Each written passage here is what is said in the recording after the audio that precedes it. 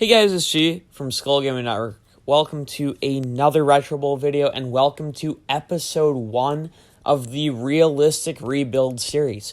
Now, once I know what team I'm rebuilding, we'll probably also name the series after that team. But going into this first episode, I don't know because it's going to be randomized. When we left off my video getting rid of the stream squad, I know a lot of you guys weren't happy about it. Look, I'm not saying I'm never going to stream Retro Bowl. I just can't commit to streaming enough right now to have an entire save file dedicated to a team that I haven't been using. So here we go. I've got me, Skull Gaming. Favorite team is Minnesota, but I'm starting with the randomly assigned team. So here we go. The moment of truth. I'm going to hit continue, and I'm going to coach the New York Jets. So we're coaching the Jets. Skip the tutorial. We're going to do 3-minute quarters. We're going to start on hard difficulty. We'll allow ourselves 12-man rosters. Now, how this is going to work, I'm going to play on hard until I win a Retro Bowl. Once I win a Retro Bowl, I'll bump it up to extreme. Along the way, I'm going to have rules for myself to make this challenge a little more interesting and this overall franchise build more interesting. Number 1, as soon as I'm able to, I'm going to need to have 1 player per position on my roster. So if we look at free agents, there's 9 positions. I'm going to have a 12-man roster. 9 of those players are going to have to be 1 per position, and then I'll have 3 flex spots for any additional 3 players that I want to get. Number 2, I'm going to have to run at least once every 3 plays. We'll keep going through these rules as I start this game. Here we go. We're on offense. Number 3, when I'm passing, I can't throw to the route in a cheese manner. By cheese, I mean if it's a comeback route, I have to throw on the curl down. I can't throw running up. If it's a streak route, I can't throw behind the streak. I have to throw ahead of the streak. Now, running, I have to do once every 3 plays. I can do more often. I can do with my quarterback or with the running back. But this tight end wheel route, I have to wait for the wheel part before I can throw it. Tight end streak, I can throw to the streak. There we go. It will make more sense as we get more plays in. Okay, I just did pass attempts twice in a row, so I have to run here. Now I can run, and I will run with the quarterback. I'm trying to think what other challenges there's going to be. Oh, realistic kicking. So on 4th down, if it's 4th and 3 or more, I'm going to have to kick. Unless it's the 4th quarter, and I'm trailing and trying to come back.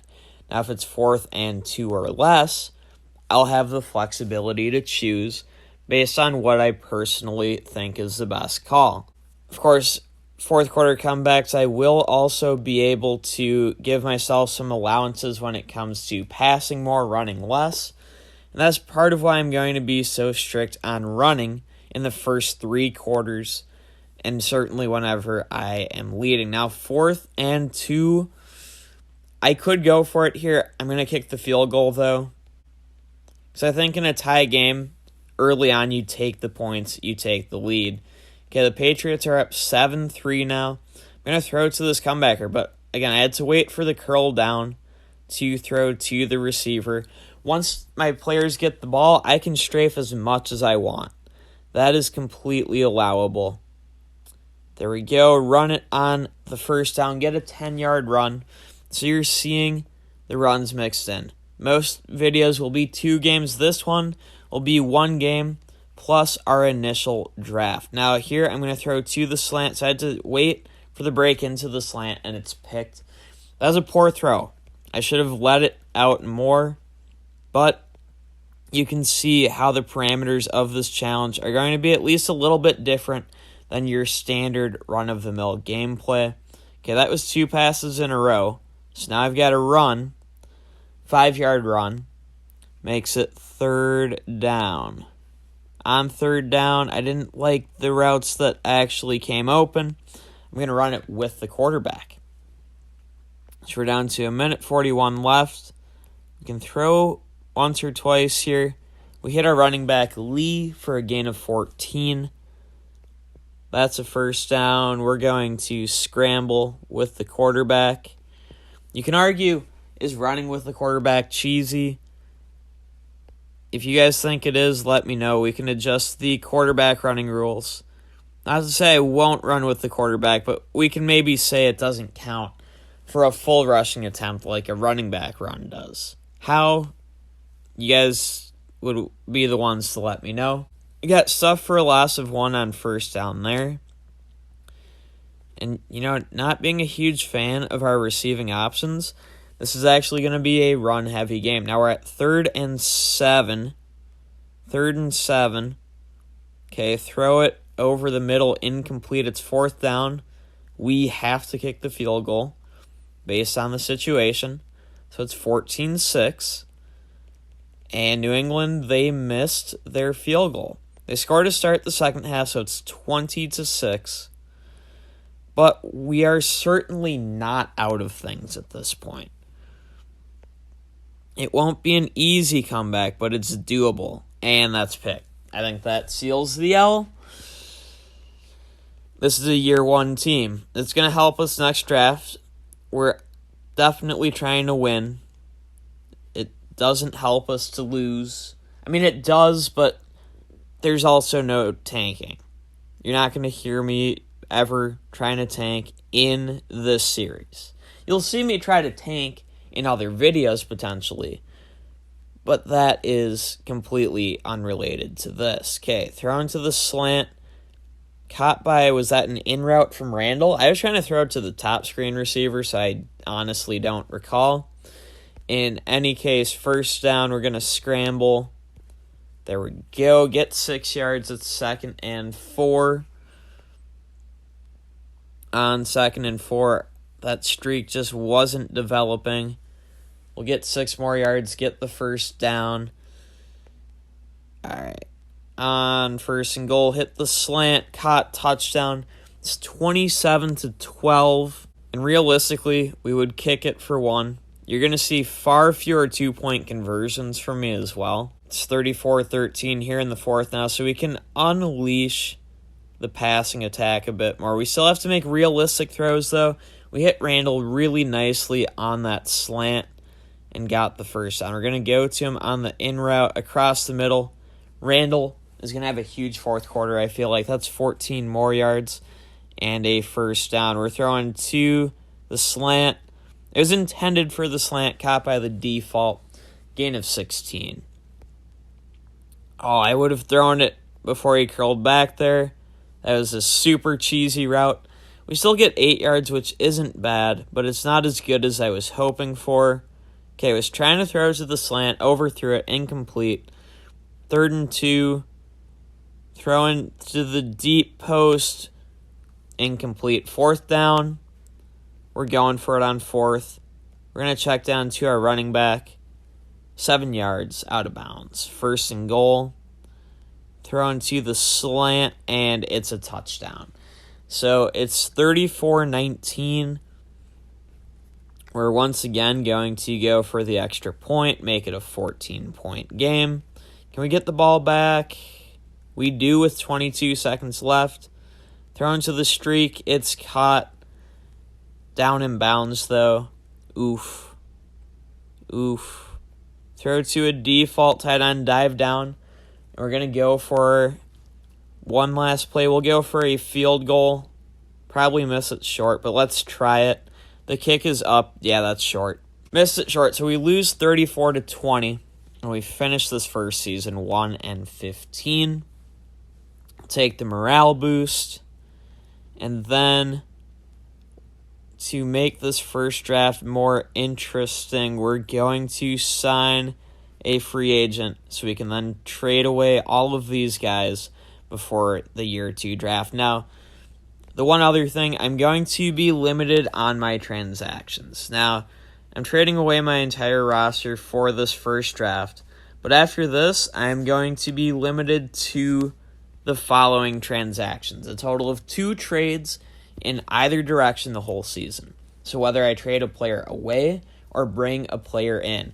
The season will be defined from off-season to Retro Bowl.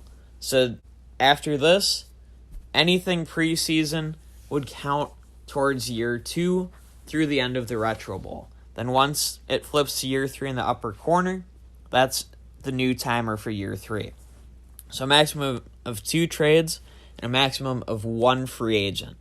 So at most I can bring in 3 new players outside of the draft, and, at most I can trade away 2 players. Now I can cut additional players, but that's at my team's expense, and I will still need to fulfill those roster conditions. So here we go. Loading into the draft. I have 9 picks. I'm going to need to pick 1 of every position. In the first round, I'm going to look for a defensive lineman, and I'm going to sign Jamal McGarry. I didn't need to scout him. 5-star potential, absolute beast. In round 2, I am going to look at some offensive weapons.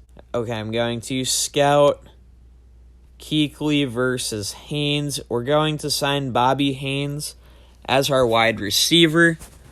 And then, who do I want for my other pick? Probably a quarterback. Let's scout. Chuma Ertz has big-time upside. Amani Beavers, not so much. So, Chuma Ertz, welcome to the New York Jets. And then we have 6 third-round picks to fill out this roster. We're going to take Jamarcus Dorsett. Let's not overcomplicate that. And then we're going to need a kicker. Is anyone else close to Steven Wilbur? Oh, we've got a lot of kicker options. Okay, we literally cannot choose a linebacker. I will get a linebacker ASAP. I promise that to you guys. Let's look at running backs. I'm going to take Quinnen Elliott. Or no, I'm going to have to use the running back. I'm going to have to use the running back quite a bit. Oh, and I'm limited on scouting. Okay, I'm definitely taking Wilbur at kicker. At running back, you know what? Quinnen Elliott's not bad for now. We need a tight end. And, there's a bunch of subpar options. We'll take Damian Bolden at tight end. We need an O-lineman. Who's got the best blocking and strength combo? I'm leaning towards Marlon Dixon. Yes, Marlon Dixon, welcome to the Jets. And then one last pick that I can use on anybody only because I literally cannot get a linebacker on this team. And I think I'm going to want a second wide receiver, as most people would. So we're going to get ourselves Leon Maben. Decent upside. That is the squad. So going into the season, we've got Chuma Ertz, quarterback. Quinnen Elliott, running back. Tight end Damian Bolden. Bobby Haynes at wide receiver 1. Leon Maben, wide receiver 2. Marlon Dixon on the O-line. Jamal McGarry, our superstar defensive lineman. Jamarcus Dorsett at D-back.